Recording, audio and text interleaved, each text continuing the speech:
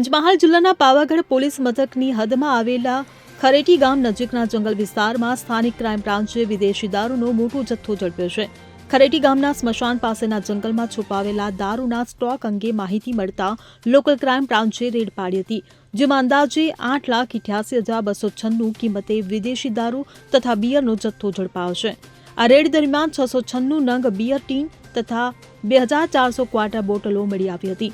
સાથે સાથે 50,000ની કિંમતની એક મોટરસાયકલ પણ કબજે લેવામાં આવી છે. પોલીસે આ સમગ્ર હેરાફેરીમાં સંડોવાયેલા છોટાઉદેપુર જિલ્લાના ક્વાંટ તાલુકાના સિંહાદા ગામના એક શખ્સ સામે ગુનો નોંધી વધુ તપાસ શરૂ કરી છે. દક્ષિણ પંચમહાલમાં દારૂની હેરાફેરીની ઘટનાઓ સતત સામે આવી રહી છે, ત્યારે આ કિસ્સો વધુ એક ચોંકાવનારો બની રહ્યો છે. વિદેશી દારૂનો મોટો જથ્થો એકઠો કરી તેની અલગ અલગ જગ્યાએ પહોંચાડવાની તૈયારી ચાલી રહી હતી તેવી પોલીસને જાણકારી મળી હતી.